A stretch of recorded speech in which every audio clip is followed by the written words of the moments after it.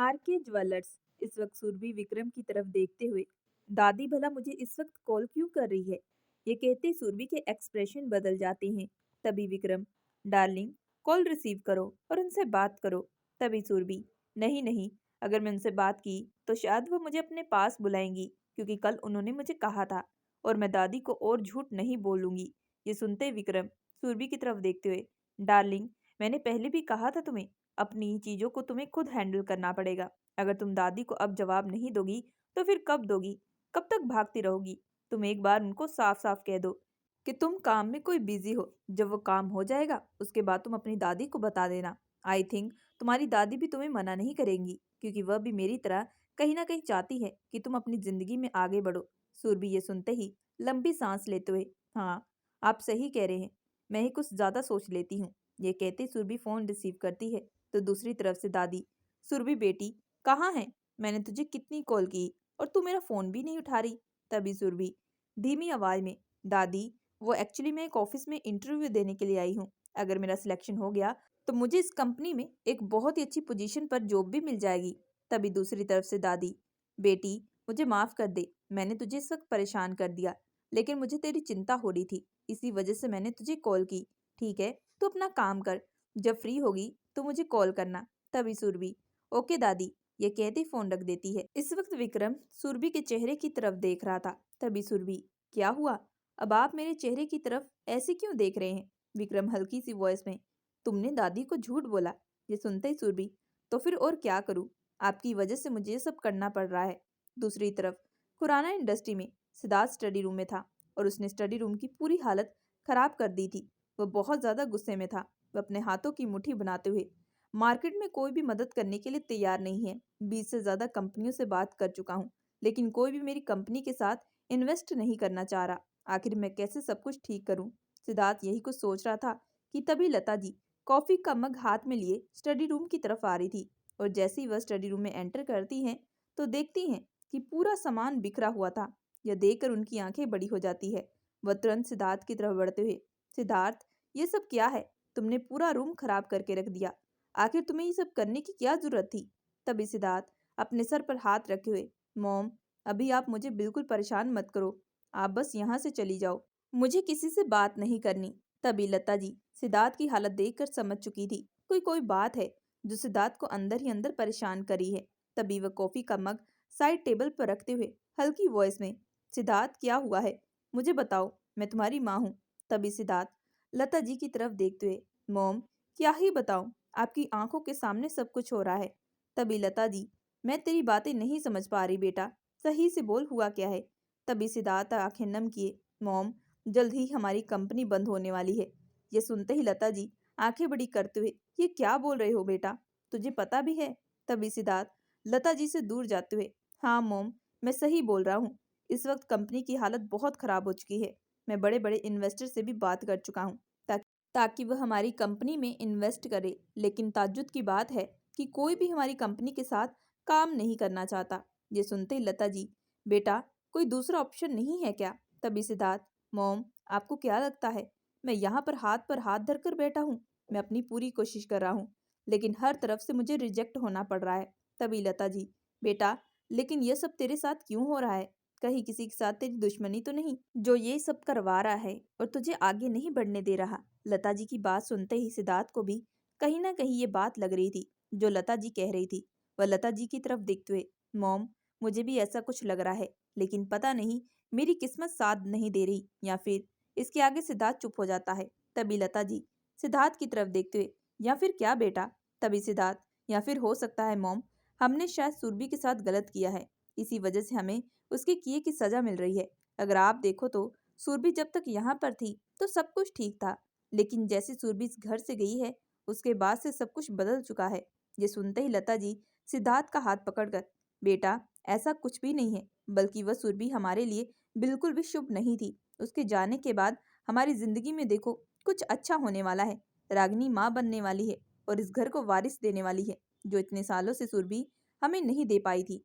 तभी सिद्धार्थ लता जी से हाथ छुड़वाते हुए, मॉम, पता नहीं मुझे क्या सही है क्या गलत, लेकिन जो मुझे लगा मैंने आपको बोल दिया। ये कहते सिद्धार्थ स्टडी रूम से बाहर निकल जाता है। दूसरी तरफ आरके ज्वेलर्स, इस वक्त सूरभि कैमरे के सामने चेहरे पर स्माइल लिए खड़ी थी। इस वक्त वह बिल्कुल भी नर्वस नहीं थी क्योंकि विक्रम उसके सामने खड़ा था। दूसरी तरफ कैमरामैन एक के बाद एक सूरभि की फोटो क्लिक कर रहा था, जिसमें सूरभि को नए नए कलेक्शन को पहनकर कुछ फोटो क्लिक्स करवानी थी। करीब 1 घंटे के बाद शूट खत्म होता है। कैमरामैन विक्रम के पास आते हुए, सर, काम पूरा कंप्लीट हो चुका है और कल तक बैनर्स बनकर तैयार भी हो जाएंगे। ये सुनते ही विक्रम, ओके, गुड। तभी विक्रम मिश्रा जी की तरफ देखते हुए कुछ इशारा करता है तो मिश्रा जी एक लड़की को सुरभि की तरफ भेजते हैं। वह लड़की सुरभि को लेकर चेंजिंग रूम में चली जाती है। सुरभि जैसे चेंजिंग रूम में जाती है तो उसे अदिति की कॉल आती है। सुरभि बिना देरी किए अदिति का कॉल रिसीव करते हुए, अदिति, मैं बहुत खुश हूँ। ये सुनते ही अदिति, वह तो तेरे फोन उठाने से मुझे पता चल गया। वैसे क्या बात है, कहीं विक्रम ने डेट फाइनल तो नहीं कर दी शादी की? ये सुनते ही सुरभि, अरे नहीं यार, वह तो बात नहीं है, लेकिन आज मेरा शूट था। ये सुनते ही अदिति, क्या बोल रही है तू? सुरभि आदिति को सारी बात बता देती है जो भी कुछ देर पहले हुई थी। अदिति ये सुनते ही, आरके ज्वेलर्स, जो कि इंडिया के मोस्ट पॉपुलर ज्वेलर में से एक है, उनकी कलेक्शन बहुत ही ज्यादा यूनिक होती है। मार्केट में उनका कोई भी कॉम्पिटिटर नहीं है। ये सुनते ही सुरभि, हाँ यार, वही, पहले मैं बहुत ज्यादा नर्वस हो रही थी और मैं विक्रम को कहा भी था कि मैं यह नहीं कर पाऊंगी, लेकिन विक्रम ने मुझे अच्छे से संभाल लिया। बल्कि वह तो सारी चीजों को अच्छे से संभाल लेते हैं। अगर आज वह मुझे हिम्मत ना देते तो मैं ये सब नहीं कर पाती। तभी अदिति, विक्रम सच में तेरे लिए बेस्ट है। दोनों एक दूसरे से बात करी थी। तभी सुरभि, अच्छा मैं रखती हूँ, मैं तुझसे बाद में बात करती हूँ। ये कहते जैसे वो फोन रखती है तो तुरंत पूरे कमरे की लाइट बंद हो जाती है। सुरभि ये देखते हुए, अब फिर से क्या हुआ, ये लाइट क्यों चली गई? ये कहते हुए जैसे ही अगले पल बढ़ने वाली थी कि तभी कोई सुरभि को पीछे से हक कर लेता है। इस वक्त विक्रम का एहसास सुरभि अच्छे से समझ चुकी थी। वह तभी हल्की वॉइस में, आप यहाँ पर क्या कर रहे हैं? तभी विक्रम, आज तुम इस ड्रेस में काफी खूबसूरत लग रही हो और तुमने जो शूट दिया है वह काफी लाजवाब था। बल्कि तुम्हें देखकर मैं तो अपना कंट्रोल फिर से खो बैठा हूँ। विक्रम के मुंह से ये सब सुनते ही सुरभि के गाल लाल हो जाते हैं। वह तुरंत विक्रम से दूर होते हुए, अच्छा अब छोड़िए मुझे, नहीं तो कोई देख लेगा। ये सुनते ही विक्रम सुरभि की कमर पर अपनी पकड़ मजबूत करते हुए, डार्लिंग, मेरे अलावा यहाँ पर कोई भी नहीं आ सकता। यह कहते ही वह अगले पल सुरभि के होठों पर अपने होठ टिका देता है। धीरे धीरे दोनों एक दूसरे को पैशनेट किस करना शुरू कर देते हैं। करीब 10 मिनट के बाद विक्रम अपना एक हाथ सुरभि के ब्लाउज की तरफ ले जाता है और फिर धीरे से उसके ब्लाउज की डोरियां खोल देता है और अगले ही पल उसे दीवार के साथ लगा देता है। दोनों इस वक्त एक दूसरे में समा रहे थे। दूसरी तरफ खुराना इंडस्ट्री में रागनी चुपके से सिद्धार्थ और ललिता जी की सारी बातें सुन चुकी थी। वह अपने हाथों की मुट्ठी बनाते हुए, सिद्धार्थ खुराना, मैं तुम्हें इतनी जल्दी छोड़ने वाली नहीं हूँ। तुम चाहोगे तब भी नहीं मुझसे पीछा छुड़ा पाओगे। ये कहती रागनी तुरंत सविता जी को कॉल करती है। जैसे ही कॉल रिसीव होता है, रागनी गुस्से भरी आवाज में, मॉम, सब गड़बड़ हो चुका है। मुझे ऐसा लग रहा है कि सिद्धार्थ अब मुझसे शादी नहीं करेगा। ये सुनते ही सविता जी, ये क्या बोल रही हो बेटी? तभी रागनी, मॉम मैं सही कह रही हूँ। ये कहते ही अगले पल रागनी लता और सिद्धार्थ के बीच जो बात हुई वह सारी बात सविता जी को बता देती है, जिसे सुनने के बाद सविता जी के हाव भाव बदल चुके थे। वह गुस्से भरी आवाज में, इसी वजह से मैं तुझे कह रही थी तो जल्द से जल्द सिद्धार्थ से शादी कर ले, लेकिन तू उस सिद्धार्थ के चक्कर में बैठी हुई थी। वह बस तुझे गोल गोल घुमा रहा था। इतने दिनों के बाद अब उसे अपनी पत्नी की याद आने लगी है। क्या पता कल को वो सुरभि को दोबारा इस घर में भी ले आए, फिर तू क्या करेगी? ये सुनते ही रागनी अपने हाथों की मुट्ठी बना लेती है। वह गुस्से भरी आवाज में, मैं उस सुरभि को बिल्कुल भी नहीं छोड़ूंगी, मैं उसे जान से मार दूंगी। ये सुनते ही सविता जी, रागनी अभी शांत हो जा, गुस्से में अभी ये कदम नहीं उठा सकते, हमें सोच समझकर कुछ करना पड़ेगा। तभी रागनी दांत पीसते हुए, मॉम अब आप बीच में मत आओ, मैं सुरभि को हमेशा के लिए खत्म कर दूंगी। रागनी की बात सुनते ही सविता जी, वह भी किया जाएगा, लेकिन एक फोन कॉल से सब कुछ हो जाएगा, तो उसके लिए अपने हाथ गंदे करने की क्या जरूरत है? रागनी ये सुनते ही, मॉम आप क्या कहना चाहती हैं? तभी सविता जी, मैं रघु को सुरभि का पीछा करने के लिए कही थी और उसे कहा भी था कि वह मुझे फोटो भी भेजे। उसने कुछ 2-3 फोटो भेजी है, लेकिन वह सिर्फ एक गाड़ी में बैठी है, ब्लैक कलर की गाड़ी है। वह गाड़ी में बैठकर सिर्फ होटल में जाती है, जिसे देखकर ये साफ पता चल चुका है कि उसने कोई अमीर आदमी को फंसा रखा है। और अब तो मुझे खुद उसकी खुशियां देखकर रहा नहीं जा रहा। मेरी बेटी यहाँ पर परेशान है और वह अपनी जिंदगी में मजे ले रही है, तो मैं ऐसा बिल्कुल भी नहीं होने दूंगी। दूसरी तरफ विक्रम और सुरभि इस वक्त कार में बैठे थे। सुरभि विक्रम के चेहरे की तरफ देखते हुए, आधे घंटे से ज्यादा हो चुका है, लेकिन आप बता नहीं रहे कि हम कहाँ जा रहे हैं। और ये रास्ता तो होटल की तरफ नहीं जा रहा। जब भी मैं आपसे कुछ पूछती हूँ तब बस आप मुझे वेट करने के लिए कहते हैं। आपको पता है मुझसे वेट नहीं होता। ये कहते सुरभि दूसरी तरफ देखने लगती है। तभी विक्रम सुरभि का चेहरा अपनी तरफ करते हुए, डार्लिंग, आज तुम्हें किसी से मैं मिलवाना चाहता हूँ। ये सुनते सुरभि की आंखें बड़ी हो जाती है। सुरभि धीमी सी आवाज में, कहीं आप मुझे अपनी फैमिली से तो नहीं मिलवाने वाले? ये कहते ही सुरभि विक्रम की आंखों में देखती है। विक्रम सुरभि की आंखों में देखते हुए आई ब्लिंक करता है, जिसपे सुरभि साफ समझ जाती है।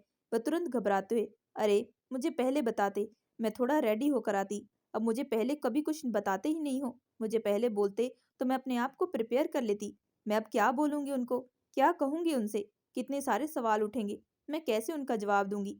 ये कहते ही सुरभि तुरंत हड़बड़ाने लग जाती है। सुरभि को हड़बड़ाता देख विक्रम तुरंत सुरभि के हाथ पर अपना हाथ रखते हुए, रिलैक्स डार्लिंग, तुम चिंता बिल्कुल मत करो, मैं तुम्हारे साथ हूँ। और ये कहते ही अगले पल विक्रम सुरभि के माथे पर किस करता है, जिससे सुरभि कुछ देर के लिए शांत हो जाती है। तभी सुरभि धीमी वॉइस में, अगर उन्हें मैं ना पसंद आई तो? विक्रम सुरभि की तरफ देखते हुए, डार्लिंग, ना की गुंजाइश नहीं है यहाँ पर। उन्हें तुम जरूर पसंद आओगी और मेरी चॉइस हमेशा बेस्ट रहती है। दूसरी तरफ खुराना इंडस्ट्री में इस वक्त सिद्धार्थ किसी से बात करते हुए घर के अंदर एंटर कर रहा था, लेकिन इस वक्त उसका मूड बहुत खराब था। वह गुस्से भरी आवाज में, ये कैसे हो सकता है? दूसरी तरफ ये सारा माजरा सुरभि और लता जी देख रही थी कि तभी अचानक सिद्धार्थ गुस्से में बात करते हुए फोन पटक देता है, जिसे देखकर लता और रागनी दोनों ही खड़ी हो जाती हैं। दोनों ही बहुत ज्यादा घबराई हुई थी, क्योंकि सिद्धार्थ की आंखों में इस वक्त बेहद गुस्सा था। तभी लता जी सिद्धार्थ की तरफ बढ़ते हुए, बेटा क्या हुआ है? तू इतना गुस्सा क्यों कर रहा है? और तूने फोन क्यों फेंक दिया? तभी सिद्धार्थ चिल्लाते हुए, क्या करूं मॉम, मैं क्या करूं, आप ही बताएं। ऑफिस में जितने भी स्टाफ थे सब के सब काम छोड़कर जा चुके हैं। उनका कहना है ये कंपनी कभी भी बंद हो सकती है। तभी सिद्धार्थ चिल्लाते हुए, मॉम, वह लोग कैसे सो सकते हैं? ये कहते सिद्धार्थ रागनी की तरफ गुस्से भरी निगाहों से देखता है। सिद्धार्थ की नजरों को नजरअंदाज करते हुए रागनी मन में, इसे क्या हुआ है? ये मुझे ऐसे क्यों घूर रहा है? मैंने तो इसका कुछ भी नहीं बिगाड़ा। दूसरी तरफ विक्रम सुरभि का हाथ पकड़ते हुए एक बहुत बड़े बंगले के अंदर एंटर करता है। सुरभि इतने बड़े बंगले को देखकर बेहद हैरान रह जाती है। तभी सुरभि अपने मन में, क्या ये सच में विक्रम का घर है? ये घर तो बहुत ही बड़ा है। सुरभि अपने ख्यालों में गुम थी कि तभी विक्रम, मॉम डैड, आप कहाँ पर हो? देखिए मैं किसे लेकर आया हूँ। तभी पीछे से किसी की आवाज आती है, विक्रांत बेटा। ये सुनते ही विक्रम और सुरभि जैसे ही पलट कर देखते हैं तो एक 85 साल की औरत, जिसके बाल हल्के सफेद थे और आंखों पर चश्मा था, वह विक्रम की तरफ देखते हुए, तो मेरे बेटे को फाइनली मेरी याद आ ही गई। इसके आगे वो औरत कुछ कहने वाली थी कि तभी पीछे से एक 65 साल के आदमी की आवाज आती है, मेरा बेटा पूरी कंपनी को हैंडल करता है, सारा दिन कामकाज में बिजी रहता है, अब उसे टाइम मिला है तो वो आया है तुमसे मिलने के लिए, और तुम आते ही उसे ताने मार रही हो। तभी विक्रम उन दोनों की तरफ देखते हुए, मॉम डैड आप फिर से शुरू हो चुके। तभी 65 साल का आदमी हंसते हुए, अरे बेटा मैं तो बस तेरी माँ की खिंचाई कर रहा था और कुछ नहीं। तभी विक्रम सुरभि की तरफ देखते हुए, मॉम डैड आप इससे मिलो, ये सुरभि है, आप लोगों की होने वाली बहू। विक्रम के मुंह से ऐसी बात सुनते ही सुरभि के गाल लाल हो जाते हैं। तभी विक्रम की मॉम, जिनका नाम यामिनी राजपूत था, वह सुरभि के चेहरे की तरफ देखते हुए, बहू तो तूने लाखों में एक ढूंढी है, पूरा हीरा है हीरा। तभी दूसरी तरफ से महेश राजपूत सुरभि के चेहरे की तरफ देखते हुए, मेरा बेटा डायमंड का कारोबार करता है तो उसे हीरो की परख तो होगी ही ना। जो सुनते ही सुरभि विक्रम की तरफ देखने लगती है। इस वक्त विक्रम ने सुरभि का हाथ कसकर पकड़ा हुआ था। यामिनी जी विक्रम को गले लगाते हुए, विक्रांत अब तुम जल्द से जल्द शादी कर लो, हमारे साथ इसी घर में रहो, इकलौता बेटा है हमारा, लेकिन तू हमेशा हमसे दूर रहता है। यामिनी के मुंह से विक्रांत नाम सुनते ही सुरभि अपने मन में, इनका नाम तो विक्रम है तो ये इन्हें विक्रांत क्यों कह रही है, कुछ तो बात है। सुरभि अपने मन में यह सब सोच रही थी कि तभी विक्रम सुरभि की तरफ देखते हुए, मॉम मैं जल्द ही सुरभि से शादी करने वाला हूँ और आगे से आपको कभी भी शिकायत का मौका नहीं मिलेगा। करीब 1 घंटे तक सभी आपस में बात करते हैं। सभी लोग बेहद खुश थे, लेकिन दूसरी तरफ सुरभि अपने मन में, विक्रम ने अपना नाम मुझसे झूठ बोला, आखिर क्यों? और इनके मॉम डैड को देखकर ऐसा लग रहा है कि इनकी उम्र ज्यादा हो चुकी है। विक्रम इतनी कम उम्र के और उनके मॉम डैड की एज कुछ ज्यादा लग रही है। कुछ समझ में नहीं आ रहा। कुछ देर बाद सबसे अच्छे से बात करने के बाद विक्रम और सुरभि वहां से गाड़ी में बैठकर चले जाते हैं। इस वक्त गाड़ी में सुरभि का मूड काफी ऑफ था। यह बात विक्रम अच्छे से नोट कर रहा था। करीब 1 घंटे के बाद जैसे ही स्टार होटल के रूम नंबर 506 में वो पहुंचते हैं, तो सुरभि तुरंत वॉशरूम में जाने लगती है कि तभी विक्रम उसका हाथ पकड़कर उसे अपनी तरफ खींचता है। तभी विक्रम हल्की वॉइस में, मैंने कब से कुछ नोटिस किया है कि तुम्हारा मूड ठीक नहीं लग रहा। आखिर हुआ क्या है? क्या मॉम डैड तुम्हें पसंद नहीं आए? तभी सुरभि धीमी वॉइस में, नहीं नहीं, ऐसी बात नहीं है, बल्कि मैं बहुत खुश हूँ। ये कहते ही अगले पल वह चुप हो जाती है। तभी विक्रम सुरभि के चेहरे को अपनी तरफ करते हुए, लेकिन क्या डार्लिंग? सुरभि विक्रम से थोड़ा दूर होते हुए, यही कि आपने मुझसे अपना नाम छुपाया, आपने मुझे गलत नाम बताया। आपका नाम विक्रम नहीं बल्कि विक्रांत है। और दूसरी बात, आपके मोम डैड की एज तो काफी ज्यादा हो चुकी है। उनकी एज के हिसाब से तो अब तक आपकी शादी भी हो जानी चाहिए थी और आपके बच्चे भी हो जाने चाहिए थे। तभी विक्रम सुरभि के सामने आते हुए, तुम कहना क्या चाहती हो? सुरभि अपना चेहरा दूसरी तरफ करते हुए, यही कि आपकी शादी हो चुकी है या फिर आपकी पत्नी के साथ आपका डिवोर्स हो गया होगा और आप मुझे ये सब छुपा रहे हैं। तभी विक्रम चेहरे पर स्माइल लिए, ओ डार्लिंग, तुम अपना दिमाग क्यों लगाती हो?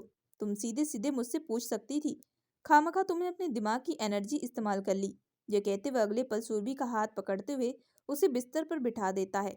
तभी विक्रम हल्की वॉइस में, वैसे मैंने तुमसे एक बात छुपाई है और जो मुझे लगता है अब तुम्हें बता देनी चाहिए। सुरभि ये सुनते ही, क्या छुपाया है आपने मुझसे?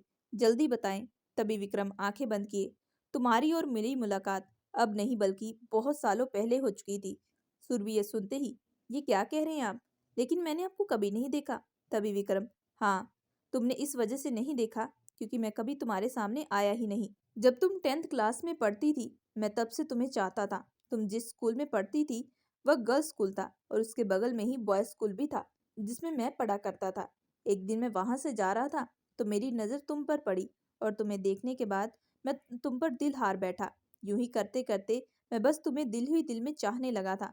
लेकिन ये बात मैंने किसी को नहीं बताई थी। सिर्फ एक शख्स था मेरी जिंदगी में जिसे इस बारे में सब कुछ पता था। तभी सुरभि, कौन था वह शख्स? विक्रम गुस्से भरी आवाज में, तुम्हारा एक्स पति सिद्धार्थ खुराना। सुरभि ये सुनते ही अपनी आंखें बड़ी करते हुए, क्या, ये क्या बोल रहे हैं आप? मतलब आप दोनों एक दूसरे को जानते हैं? तभी विक्रम, डार्लिंग, हम जानते नहीं बल्कि हम दोनों एक टाइम पर बहुत अच्छे दोस्त थे। मैं सिद्धार्थ को तुम्हारे बारे में सब कुछ बता कर रखा था। धीरे धीरे वक्त जैसे बढ़ रहा था, तुम भी बड़ी हो रही थी और उसी के साथ साथ मेरी जिम्मेदारियां भी बढ़नी शुरू हो चुकी थी। मैंने सोच के रखा था कि मैं सबसे पहले अपना खुद का बिजनेस शुरू करूंगा और उसको सेटल करने के बाद ही तुमसे आकर शादी करूंगा। और इन सारी चीजों के बारे में सिद्धार्थ को अच्छे से मालूम था। मुझे लगता था कि सिद्धार्थ एक बहुत अच्छा दोस्त है, लेकिन वह एक दोस्त नहीं बल्कि एक नेवला था जिसने अपने ही दोस्त की पीठ पीछे उसे खंजर भोंका था। कॉलेज खत्म करने के बाद मैं मॉम डैड का जितना भी पैसा था वह सारा पैसा बिजनेस में लगा दिया और इस बिजनेस में सिद्धार्थ ने भी मेरी मदद की थी, जिसका प्रॉफिट उसे मैं हमेशा दे दिया करता था। लेकिन धीरे धीरे उसमें लालच आने लगा। मैं उस पर अंधा विश्वास करता था और इसी बात का उसने फायदा उठाया। उसने कुछ पेपर्स पर मेरे साइन करवा कर सारी प्रॉपर्टी अपने नाम कर ली। एक दिन मैं अपने मॉम डैड के साथ बाहर कहीं जा रहा था, तब मुझे फोन पर सिद्धार्थ के धोखे के बारे में पता चला। लेकिन सिद्धार्थ उससे ही पहले अपना काम आगे कर चुका था। जब मैंने फोन पर उससे बात की, उस पर गुस्सा कर रहा था, उस पर चिल्ला रहा था, तो वह तुरंत हंसने लगा। कहने लगा कि फिलहाल तुम्हें अपने बारे में सोचना चाहिए। उस वक्त मुझे सिद्धार्थ की बातें कुछ अलग सी लग रही थी।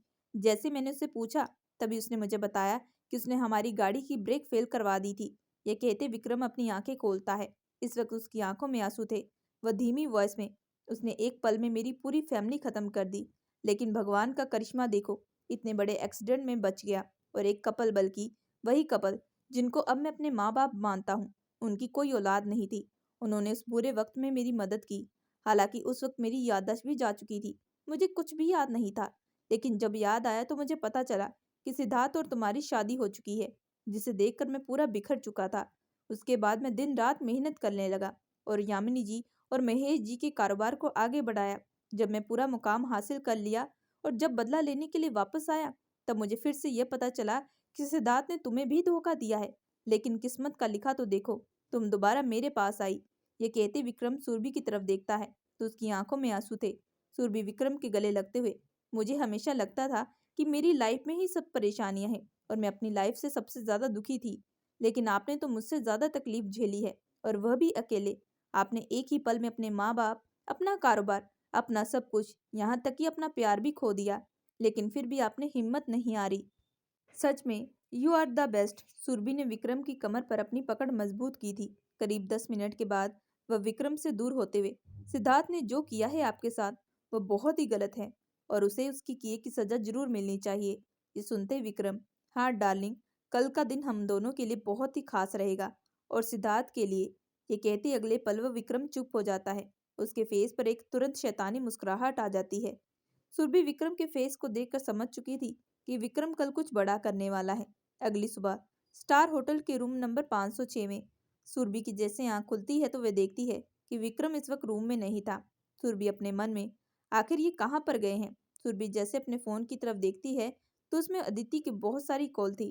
तभी सुरभि, आखिर क्या हुआ है, अदिति इतनी सुबह मुझे क्यों कॉल की। जैसे वह अदिति को कॉल करती है तो दूसरी तरफ से अदिति, मैडम जी तुम तो छा गई हो हर जगह। ये सुनते ही सुरभि, क्या मतलब है तुम्हारा। तभी अदिति, तूने अभी तक फोन चेक नहीं किया। हर न्यूज़पेपर, हर इंटरनेट, हर जगह तेरे बैनर्स लगे हुए हैं और तेरे नाम के चर्चे चल रहे हैं, और तू उसमें बेहद खूबसूरत लग रही है, और तू अब आरके ज्वेलर्स की ब्रांड एम्बेसडर भी बन चुकी है। ये सुनते सुरभि, मुझे नहीं पता था कि इतनी जल्दी इतना कुछ होने वाला है। तभी सुरभि जैसे इंटरनेट पर सर्च करती है तो हर जगह उसकी फोटो लगी थी, जिसे देखते सुरभि की आंखें बड़ी हो जाती है और उसके चेहरे पर एक बड़ी सी मुस्कुराहट थी। तभी सुरभि अदिति से बात करते हुए, यह सब कुछ विक्रम की वजह से हुआ है। विक्रम अगर मेरा साथ ना देते तो मैं ये सब बिल्कुल ना कर पाती। तभी सुरभि कुछ देर बाद सुरभि अदिति को विक्रम के साथ रात को हुई सारी वो बात बता देती है, जिसे सुनने के बाद अदिति को बहुत गुस्सा आता है। अदिति गुस्से भरी आवाज में, उस सिद्धार्थ को हम कितना अच्छा समझते थे, लेकिन उसने इतना बड़ा धोखा दिया। उसने तुम्हें ही नहीं बल्कि अपने बचपन के दोस्त को भी धोखा दिया है। वह सच में बहुत ही खराब है। जैसे रागनी ने तुझे धोखा दिया है, वैसे सिद्धार्थ ने विक्रम को भी धोखा दिया है। तुम दोनों की लाइफ एक जैसी है, और शायद तुम दोनों ही एक दूसरे के लिए बने थे। इसलिए तो सिद्धार्थ की इतना कुछ करने के बाद भी तुम दोबारा उसी शख्स के पास पहुंची हो, जो शख्स तुम्हें इतने सालों से चाहता आया था। ये सुनते ही सुरभि, हाँ यार, तू सही कह रही है। डेस्टिनी हमें दोबारा ही मिला दी है, और इस बार विक्रम का साथ मैं बिल्कुल नहीं छोड़ूंगी, कभी भी नहीं। दूसरी तरफ सिद्धार्थ लता जी के साथ अपने ऑफिस के बाहर खड़ा था। इस वक्त उसका ऑफिस पूरा सील हो चुका था, क्योंकि सिद्धार्थ ने 6 महीने पहले 50 करोड़ का लोन उठाया था, जिसे ना दे पाने की वजह से बैंक ने उसका ऑफिस सील कर दिया था। वैसे भी सिद्धार्थ इस वक्त बहुत ही ज्यादा लॉस में चल रहा था, और ये बात वह अच्छे से जानता था। तभी सिद्धार्थ घुटनों के बल गिरकर, गलती मेरी है, मुझे मेरे कर्मों की सजा मिल रही है। तभी लता जी सिद्धार्थ के कंधे पर हाथ रखते हुए, बेटा हौसला मत हारो, सब कुछ ठीक हो जाएगा, फिर से नए सिरे से शुरुआत की जा सकती है। तभी सिद्धार्थ गुस्से भरी आवाज में, नहीं मॉम, कुछ भी ठीक नहीं हो सकता, क्योंकि सब कुछ आपकी वजह से बिगड़ा है। आप हमेशा मुझे बार बार सुरभि के बारे में गलत बोलती थी, उसके बारे में हमेशा मुझे भटकाती रहती थी। आप ही कहती थी कि मैं कोई दूसरी लड़की से शादी कर लूं, और अब देखो क्या हो गया। तभी लता जी सिद्धार्थ की तरफ देखते हुए, बेटा तू फिर से सुरभि की बात कहाँ से ले आया। तभी सिद्धार्थ चिल्लाते हुए, मॉम सच में अभी भी आपको कुछ समझ में नहीं आ रहा, वह रागनी झूठी है। ये सुनते ही लता जी, ये तू क्या बोल रहा है। तभी सिद्धार्थ, हाँ मॉम, मैं सच बोल रहा हूँ, कमी सुरभि में नहीं थी बल्कि आपके बेटे में थी। ये सुनते ही लता जी आंखें बड़ी करते हुए, तुझे पता भी है तू क्या बोल रहा है। तभी सिद्धार्थ, हाँ मॉम, मुझे सब कुछ पता चल चुका है, बल्कि मुझे एक हफ्ते पहले सब पता चल चुका था, लेकिन मैं फिर भी शांत था। लेकिन अब नहीं। पहले मेरी तबीयत ठीक नहीं थी तो मैं चेकअप करवाने के लिए अस्पताल में गया था, जहाँ सुरभि और मेरे कुछ टेस्ट हुए थे। तभी डॉक्टर मुझसे मिलती है और कहती है कि कुछ दिन बाद हॉस्पिटल में एक बहुत बड़े डॉक्टर आने वाले हैं। अगर आप उन्हें अपना चेकअप करवाते हैं तो शायद उसके बाद आप बाप बन सकते हैं। डॉक्टर की बात सुनते ही मैंने कहा कि ठीक है, मैं अपनी पत्नी को भेज दूंगा। तभी डॉक्टर हंसते हुए, लेकिन आपकी पत्नी तो ठीक है, चेकअप तो आपको करवाना पड़ेगा, क्योंकि आप बाप नहीं बन सकते। उस डॉक्टर की बात सुनकर मैं सारा माजरा समझ चुका था। तभी हमें पता चला कि किसी ने नर्स से वह रिपोर्ट भी बदलवाई थी, ताकि सारी बात सुरभि पर आए और आप और मैं सुरभि को छोड़ दें। ये सारी बात सुनने के बाद लता जी अपने हाथों की मुट्ठी बनाते हुए, इसका मतलब ये सब उस रागनी ने किया है। तभी सिद्धार्थ, मॉम, रागनी ने नहीं बल्कि उसकी माँ सविता ने भी मिलकर किया है, क्योंकि वह इस घर की बहू बनना चाहती थी। दूसरी बात, उसके पेट में मेरा बच्चा नहीं है। अब इस वक्त सिद्धार्थ और लता जी को अपनी गलती का एहसास हो चुका था। तभी लता जी सिद्धार्थ की तरफ देखते हुए, वाकई हमने सुरभि के साथ बहुत गलत किया है। शायद भगवान हमें उसी किए की सजा दे रहे हैं। दूसरी तरफ स्टार होटल के रूम नंबर 506 में सुरभि आज सारा दिन रूम में थी। उसने फोन पर ही दादी से बात कर ली थी और दादी को भी अपने काम के बारे में बताया था, जिसे सुनने के बाद दादी बहुत खुश हुई थी। तभी सुरभि ने दादी को बता भी दिया था वह किसी लड़की से प्यार करती है, जिसे सुनने के बाद दादी की खुशी का कोई ठिकाना नहीं था और वह सुरभि को दुआएं दे रही थी। आज सुरभि का मूड बहुत ठीक था। आज वह बेहद खुश थी, लेकिन विक्रम से बात ना होने की वजह से उसे बहुत गुस्सा भी आ रहा था, क्योंकि विक्रम ने सुबह से उससे कोई बात नहीं की थी और इस वक्त रात के 10 भी बज चुके थे। तभी सुरभि बालकनी में खड़ी होकर अपनी आंखें बंद किए, कहाँ हूँ आप? मैं आपको बहुत मिस कर रही हूँ। सुरभि के ऐसा कहते ही कोई सुरभि की कमर पर अपनी पकड़ मजबूत करता है। तभी सुरभि को विक्रम का एहसास होता है। वह विक्रम से दूर होते हुए, कहाँ थे आप सारा दिन? मैंने आपको कितना कॉल किया। तभी विक्रम सुरभि के होठों पर अपनी फिंगर रखते हुए तुरंत उसे अपनी बाहों में उठा लेता है और उसे गोल गोल घुमाने लगता है, जिसे देखते ही सुरभि, क्या बात है, आज आप बहुत खुश हो? तभी विक्रम, हाँ, वह इस वजह से क्योंकि जो मुझे चाहिए था वह मुझे मिल चुका है। सिद्धार्थ की कंपनी सील हो चुकी क्योंकि बैंक से उसने बहुत ही ज्यादा कर्जा ले रखा था और आज उसका बैंक बैलेंस पूरा सब जीरो हो चुका है। अब वह भिखारी बन चुका है। सुरभि ये सुनते ही, ये तो बहुत अच्छी बात है, लेकिन अब रागनी का क्या होगा? अगर वह कंगाल हो जाएगा तो शायद रागनी उससे शादी नहीं करेगी, लेकिन उसके पेट में सिद्धार्थ का बच्चा है। क्या सिद्धार्थ भी अब उससे शादी करेगा? ये सुनते ही विक्रम रागनी को गले से लगाते हुए, डार्लिंग तुम बहुत स्वीट हो और इनोसेंट भी हो। रागनी ने तुम्हें सिद्धार्थ से अलग करवाने के लिए ही उस हॉस्पिटल में रिपोर्ट बदली थी कि तुम मां नहीं बन सकती, बल्कि सिद्धार्थ ही नामर्द है। और ये बात सिद्धार्थ को भी अच्छे से मालूम हो चुकी है। और जो रागनी के बारे में तुम इतना सोच रही हो, तुम्हें क्या लगता है? रागनी दूध की धुली है। वो भी 50 से ज्यादा लोगों के साथ अपनी रातें रंगीन कर चुकी है। विक्रम के मुंह से ऐसी बात सुनते ही सुरभि अपने हाथों की मुट्ठी बना लेती है। वह गुस्से भरी आवाज में, क्या ये सच कह रहे हैं आप? उस रागनी ने यह सब किया था? मैं उसे छोड़ूंगी नहीं। तभी विक्रम सुरभि के माथे पर किस करते हुए, रिलैक्स डार्लिंग, वैसे जो होता है अच्छे के लिए होता है। अगर रागिनी ये सब ना करती तो तुम्हारा और सिद्धार्थ का डिवोर्स ना होता और तुम मेरे पास ना आती। अब रागिनी और सिद्धार्थ एक दूसरे को खुद हैंडल कर लेंगे। ये सुनते ही सुरभि, हाँ, आप सही कह रहे हैं, उन दोनों ने ही हम दोनों को धोखा दिया है। तभी विक्रम सुरभि के गाल पर किस करते हुए, इसी वजह से डार्लिंग बोल रहा हूँ कि तुम ये सब छोड़ो और कल हमारी शादी है। शादी की बात सुनते ही सुरभि तुरंत, इतनी जल्दी कैसे? तभी विक्रम, डार्लिंग तुम उसकी चिंता बिल्कुल मत करो, सारी अरेंजमेंट हो चुकी है। बल्कि आज तो मैं उन सब में ही बिजी था, इसी वजह से तुमसे बात नहीं कर पाया। विक्रम ये कहते ही तुरंत सुरभि के होठों पर अपने होठ टिका देता है। दोनों एक दूसरे को पैशनेट किस करने लगते हैं। अगला दिन सविता जी के घर, रागनी अपने सर पर हाथ रखते हुए, मॉम, हमारे सारे प्लान पर पानी फिर चुका है, अब मैं क्या करूंगी? तभी सविता जी, हम दोनों ये जानते थे कि ये बच्चा सिद्धार्थ का नहीं है, लेकिन ये बात हमारे अलावा किसी को नहीं पता थी। इसी वजह से तुझे इतना टाइम से बोल रही थी कि तू जल्द शादी कर ले। अब भुगत तू बैठकर इस बच्चे को लेकर। इस वक्त रागनी की आंखों में आंसू थे। वह रोते हुए, मॉम, मुझे मेरे कर्मों की सजा मिल रही है। मैंने सुरभि के साथ इतना गलत किया, बल्कि बचपन से लेकर आज तक उसके साथ गलत ही करती आई हूँ। मुझे उसके किए की सजा मिल रही है। तभी सविता जी, हाँ, मुझे भी ऐसा लग रहा है। अब तो हमारा बैंक बैलेंस भी खत्म हो चुका है। सिद्धार्थ के जितने भी पैसे थे वह सारे तो शॉपिंग में उड़ाती गई और आज एक पैसा भी नहीं बचा। अब तो इस घर में खाने के भी लाले पड़ेंगे और ऊपर से तेरा ये बच्चा। और अब तू जा, इस बच्चे के बाप को ही फोन कर और उसके पास ही रह। कम से कम वह तुझे 2 वक्त की रोटी तो खिला सकेगा। तभी रागनी ये सुनते ही, मॉम, ये क्या बोल रही हो आप भी मेरा साथ छोड़ रही हो? रागनी और सविता को उन दोनों के किए की सजा मिल चुकी थी। उन दोनों ने ही पैसों के लिए इतना बड़ा खेल खेला था, जो उन पर ही उल्टा भारी पड़ चुका था। दूसरी तरफ वेडिंग हॉल में इस वक्त सुरभि और विक्रम अग्नि के सामने खड़े होकर फेरे ले रहे थे। आज दोनों बहुत खुश थी। शादी में सुरभि की दादी माधुरी जी और अदिति भी शामिल थी। दादी माधुरी जी को देखते हुए, अब जाकर सही लड़के ने मेरी बेटी का हाथ थामा है। ये सुनते ही माधुरी जी, सही कहा है आपने। सुरभि ने सारी सिद्धार्थ की सच्चाई हमें बताई। हमें उम्मीद भी नहीं थी कि सिद्धार्थ इतना कुछ कर सकता है। कुछ देर बाद विक्रम सुरभि की मांग पर सिंदूर भर देता है और अगले ही पल में मंगलसूत्र डालकर शादी संपन्न हो जाती है। दोनों सभी बड़ों का आशीर्वाद ले रहे थे कि तभी वेडिंग हॉल में सिद्धार्थ आता है, जिसे देखकर सुरभि की आंखें बड़ी हो जाती है। तभी वह सिद्धार्थ को देखते हुए, आखिर ये यहाँ पर क्या कर रहा है? जैसे सिद्धार्थ पर चिल्लाने वाली थी कि तभी सिद्धार्थ सुरभि की तरफ देखते हुए, मैं तुम्हें यहाँ परेशान करने के लिए नहीं आया हूँ। मैं बस तुमसे माफ़ी मांगने के लिए आया हूँ। मैंने जो भी किया तुम्हारे साथ वो बहुत गलत था। मैंने आज तक कभी भी तुम्हें समझा नहीं और मुझे अपने किए पर बहुत अफसोस है। सिद्धार्थ इसके आगे कुछ कहने वाला था कि तभी विक्रम उसके सामने आकर खड़ा हो जाता है। सिद्धार्थ विक्रम को देखकर कुछ देर के लिए खामोश हो जाता है। तभी वह अपने मन में ये तो तभी विक्रम सिद्धार्थ की तरफ देखते हुए, हाँ मैं वही हूँ जिसे तुमने बहुत सालों पहले एक्सीडेंट में मार दिया था, मेरा सब कुछ छीन लिया था।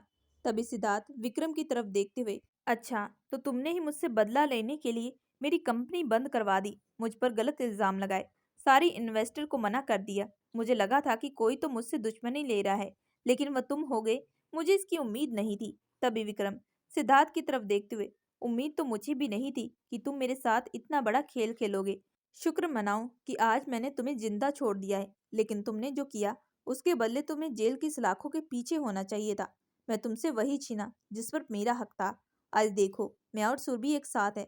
तुम तो जानते थे कि मैं सुरभि से बेपनाह प्यार करता हूँ, लेकिन तुमने मुझसे मेरी कंपनी, मेरे माँ बाप छीन लिए, मेरी जिंदगी छीन ली और साथ ही साथ मेरा प्यार भी। तुम्हें मैंने अपना दोस्त माना था, बल्कि दोस्त जैसा भाई माना था। तुमने तो मेरी पीठ पीछे ही मुझे ही छोरा भोग दिया। तभी सिद्धार्थ रोते हुए, मैंने किया तुम्हारे साथ क्योंकि मुझ में लालच आ चुका था और आज उस लालच की किए की सजा भी मिल रही है। मैं जानता हूँ कि मैं तुम दोनों की माफी के लायक नहीं हूँ, लेकिन मैं तुम दोनों से हाथ जोड़कर माफी मांगता हूँ। तभी विक्रम गुस्से भरी आवाज में, जहां से आए हो वहीं चले जाओ, क्योंकि अब तुम्हें दोबारा माफी नहीं मिलेगी। ये कहते विक्रम सुरभि का हाथ पकड़कर उसे वहां से ले जाता है। दूसरी तरफ सिद्धार्थ अपने घुटनों के बल बैठकर, गलती मेरी है जिसकी वजह से आज मैं अपना सब कुछ खो बैठा हूँ, अपनी कंपनी, अपना नाम, अपनी पत्नी। दूसरी तरफ विक्रम और सुरभि इस वक्त दोनों ही बेहद खुश थे। विक्रम सुरभि का हाथ पकड़ते हुए, डार्लिंग ये हाथ अब कभी नहीं छूटेगा, ये कहते अगले पल उसे गले से लगा लेता है। तो दोस्तों ये कहानी अब यहीं पर खत्म होती है। आपको ये कहानी कैसी लगी हमें कमेंट करके जरूर बताइएगा। कहानी पसंद आए तो हमारे चैनल को लाइक और सब्सक्राइब जरूर करिएगा एंड बेल आइकन का बटन जरूर दबाइएगा।